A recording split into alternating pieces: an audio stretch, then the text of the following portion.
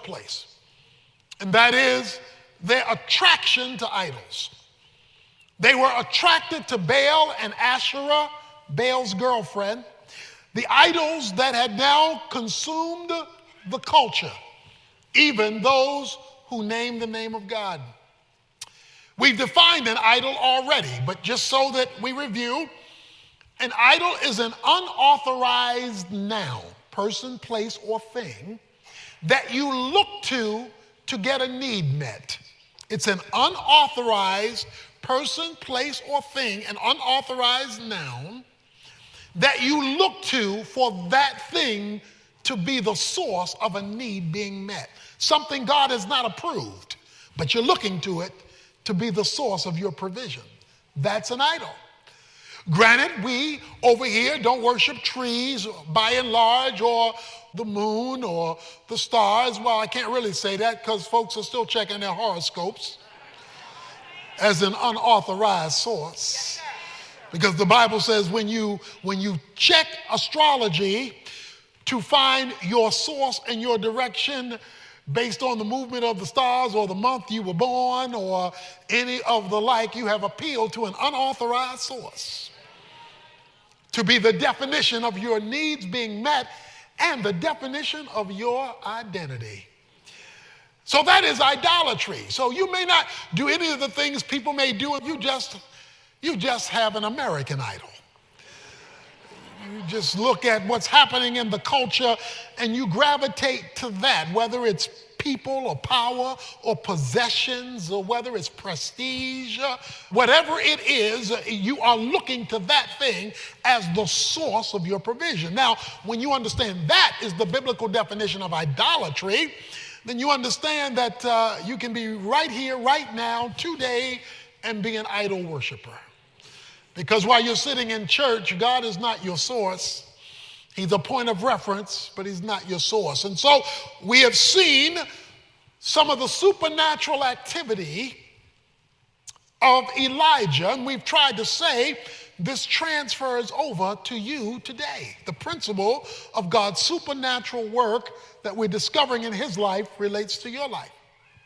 We come in chapter 18, and we come to a place where now the prophet Elijah confronts King Ahab.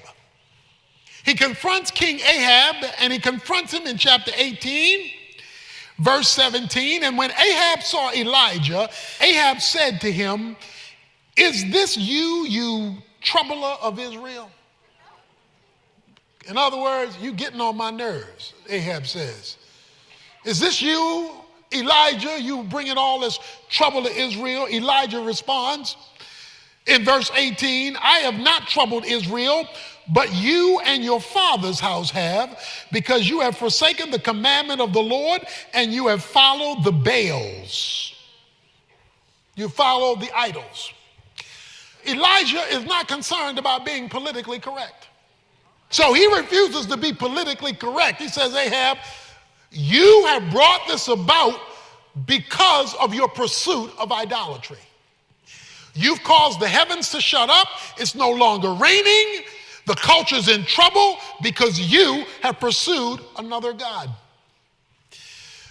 One of the reasons you're seeing all of this chaos around us, even in our culture and in our country, is because we have forsaken the Lord our God.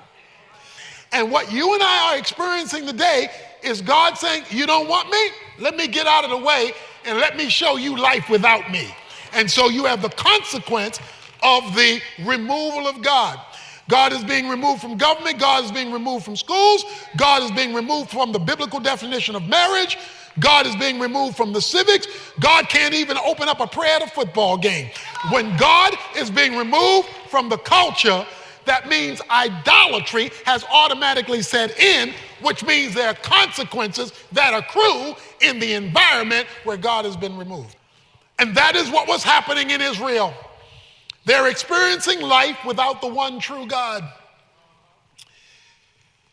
So Elijah says, "Now send and gather to me all of Israel at Mount Carmel," verse 19, "together with 450 prophets of Baal and 400 prophets of Asherah, that's 850, who eat at Jezebel's table. He says, okay, let's have a fight at the OK Corral. Okay? You bring your people and your God, and I'll be there at high noon. Okay? Okay. Let's settle this once and for all. Let's don't confuse people. Let's put this thing out on the table. So Ahab says, okay, you got a deal. Let's go for it. So Ahab sent, verse 20, a message among all the sons of Israel and brought the prophets together at Mount Carmel. Now watch this, because this is where we start. Verse 21. Elijah came near to all the people and said, how long will you hesitate between two opinions? If the Lord is God, follow him, but if Baal, follow him. But the people did not answer him a word. Oh.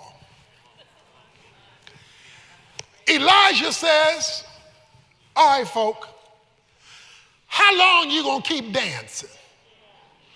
How long will you hesitate between two opinions? The word hesitate means vacillate.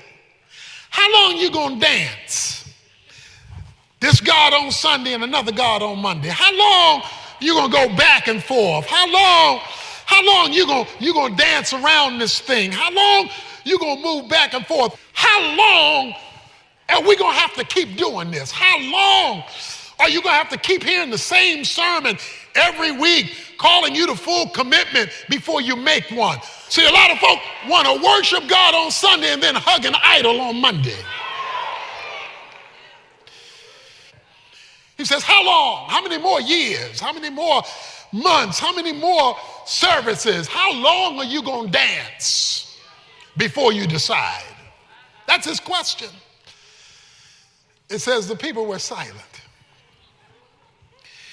Why were they silent? Simple.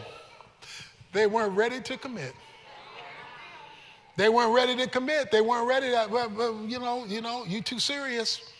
You being too serious about this Christian thing.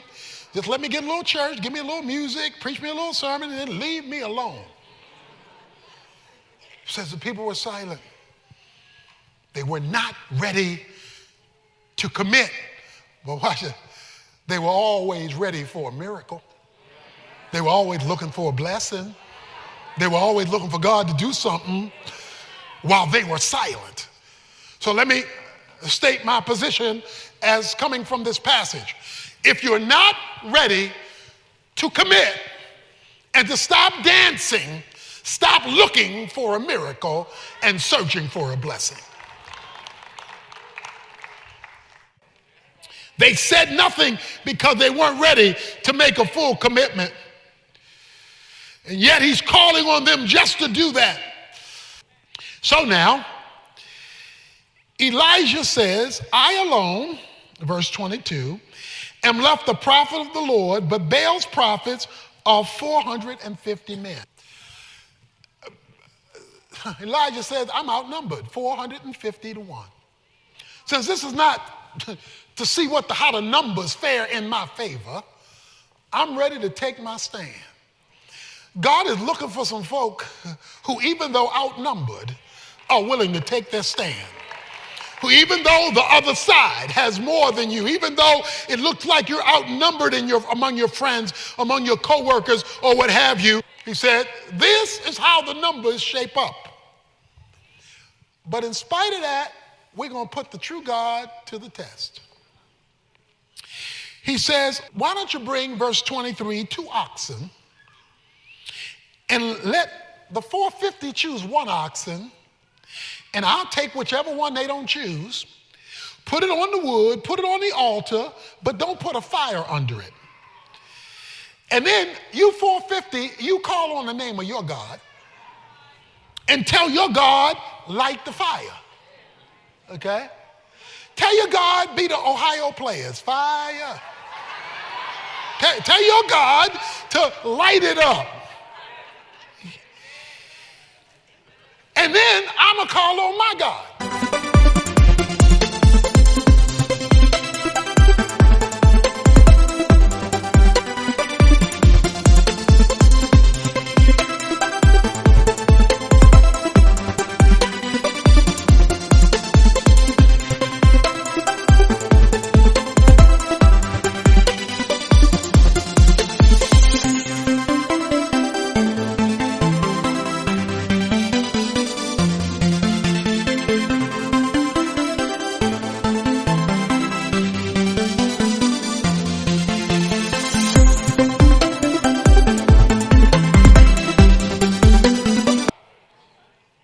And let's see whose God is the God of fire. Now, unless you understand Baalism, you can't appreciate this, but Baal was the god of fire, the god of the sun. So you figure if Baal is in charge of the sun, he can light something up. So he's challenging him at the very core of the greatness of their God. Says, let's see what your God can do. So they agree. He is so confident in his commitment to God that he will challenge the majority. Oh, do we need some committed Christians today who are so committed and so confident in their God, they don't mind being outnumbered. Because they understand that once God, the true God, is in the equation, the numbers shift. So he says, come on, let's don't talk. Let's do this thing. Let's do this thing. And so here's what they do. The 450 agree. And so they chose the ox, and verse 26, they took the ox and prepared it in the name of Baal. And from morning to evening, they were saying, "Oh, Baal, answer us." But there was no voice. No one answered. And they leaped about the altar which they made. So they're in there with their God. Oh Baal, let's have some fire. Light the altar. Oh Baal, oh great Baal. They jumping around the altar. They're getting their praise on around the idol. And it says, and nothing happened. And there was no voice.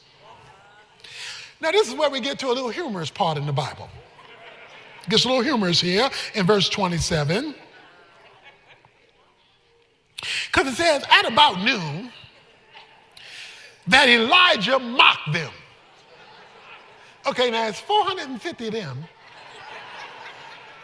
And it's one of you. This ain't the time to be making fun of folk. But Elijah just standing there, and he mocks them. And look at how he mocks them. He says, why don't you call out louder? Call out verse 27 with a loud voice. Y'all ain't screaming loud enough. He can't hear you. He says, but he is a God. Maybe he's occupied. Okay? He's got another meeting going on and he can't get to y'all right now. So maybe that's why nothing happening. Or maybe he's gone aside. Now, gone aside means maybe in the bathroom. Gone aside means he's doing number two. That's what gone aside means. Or maybe he hadn't gone aside. Maybe he's on a journey. He's on a trip. You know, he's taking a vacation. Or perhaps he's snoring. He says maybe he's asleep and you need to wake him up. So why don't you sing a little louder, praise a little louder, pray a little louder, and wake up your God. Well, all he did was tick them off, because in verse 28 it says, they cried out with a loud voice, and they cut themselves according to the custom with swords and lances until the blood gushed out of them. When midday was past, verse 29, they raved until the evening sacrifice. There was no voice, no one answered, no one paid attention. Then Elijah said to all the people, come close. Come close. So all the people came near to him, and he repaired the altar of the Lord, which had been torn down. Okay, let me stop there. It says he repaired the altar which had been torn down. That means they had religion without commitment because the altar hadn't been used. Now, what would they do on the altar? Sacrifices. Why would they make sacrifices? To deal with sin. So what they were doing was having religion without dealing with sin. They did not want to deal with the spiritual realities in their lives because Baal let them go where they wanted to go, do what they wanted to do, act what they wanted to act. Baal did not put any boundaries or restrictions on them. And that's not the God they wanted all week. That's good enough for Sunday. Now give me my 6 days. But they wanted that God to be the God of the supernatural. So the altar was left unattended. The spiritual issues were not addressed, but yet they had enough religion to claim God. You ought to be tired of religion by now. Religion can't change you, religion can't help you, and religion certainly won't bring heaven down to earth. What you need, and I need, and we need is a relationship, but you can only have a relationship on God's terms, and you can't have a relationship on God's terms if you got another God waiting for you tomorrow. That is another source of your identity and your reality. And so Elijah took 12 stones, according to the number of the tribes of the sons of Jacob, to whom the word of the Lord had come, saying, Israel shall be your name. So the prophet comes along, and here's what happens. He took the 12 stones, verse 32. So with the stones, he built an altar in the name of the Lord. He got the spiritual priority back in order. And unless we do that as a church, unless that's the main thing, every other thing is a waste of time. He got the altar back, the spiritual part back, the confession of sin and the pursuit of righteousness back. The altar represented all that. And then he made a trench around the altar large enough to hold 2 measures of seed. So he digs this hole around the altar. Now watch what he does here. He arranges the wood, verse 33, cuts the ox into pieces, lays it on the wood, and he said, fill 4 pitchers with water and pour it on the burnt offering. Now wait a minute. If you're trying to light up something, you don't pour water on it. You're not trying to pour water on it. You want to keep it dry so that it lights quickly. But he pours water on it. Oh, but that's not all he does. Because according to verse 24, he says, do it a second time. So they pour water on it. They wet the wood, wet the ox, wet everything. He says, pour 4 more pitchers on it. So, okay, he does it again. Oh, but is he finished? No, do it a 3rd time. And they did it a 3rd time. So he prays. And he prays at the evening sacrifice, O Lord, verse 36, the God of Abraham, Isaac, and Jacob, the covenant-keeping God, today let it be known that you are God in Israel. I am your servant, and notice this, I have done all the things at your word. Let it be known what you will do when people are committed to you and your word. In other words, I'm not like y'all, I ain't dancing. I'm not like y'all, I'm not going back and forth. I am totally committed to his word. That's how you know if you're dancing or not. He says, let it be known that I'm for real because I obey your word. In other words, God, your word has the final say-so over my decisions. Until you get to that place, you're not fully committed. If you're not fully committed, you have limited or lost access to the miraculous. So he says, I have kept your word. Answer me, O Lord, verse 37. That this people may know that you, O Lord, are God, and that you have turned their hearts back again. And the fire of the Lord fell and consumed the burnt offering, the wood, the stones, the dust, and licked up the water in the trench. Now, this...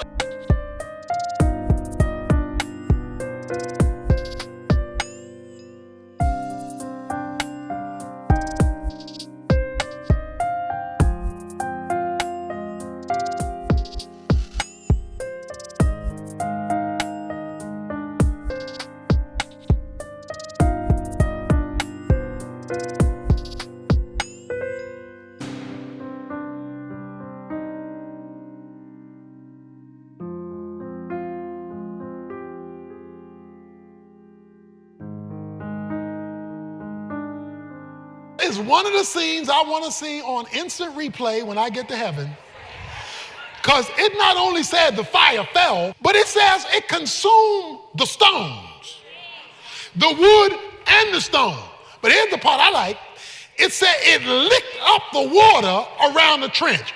Oh, and when you see God show off and show out for you, when you see him do exceedingly abundantly above all you can ask or think, when you see because you've rebuilt the altar of full commitment, he said he saw it. And then the people saw it. They fell on their faces and said, the Lord, he is God. The Lord, he is God. Does anybody here know what a hillbilly road bump is? A hillbilly road bump is an armadillo dead in the middle of a road. That's what's called a hillbilly, country people call it a hillbilly road bump. Okay? Now let me explain. 500,000 armadillos every year are killed in the middle of the road. Every time I've seen an armadillo, it's on its back and its legs are sticking up in the air. Every time I see an armadillo, it's dead in the middle of the road. Because here's what they do. They start crossing the road. They stop in the middle of the road. They stop in the middle of the road with cars coming. They stopping in the middle of the road with cars coming, and they get run over. They get run over because they get comfortable in the middle of the road. Does God have any hillbilly road bump Christians in this place? Does God have any hillbilly road bump Christians? You come to church and you stay in the middle. You like Malcolm in the middle. You stay in the middle. You want to be able to step over here to the God of the Bible, but you want to stay over here to the world. You stay in the middle only to be run over by his glory when he moves down the center. But if he can ever get you to go all the way, heaven will open up. You will see heaven open, Jesus said. You will see the angels of God going up and down the Son of Man, and you will see what God can do because you've given him all you have. God is looking for some folk who are going to leave the middle and go all the way.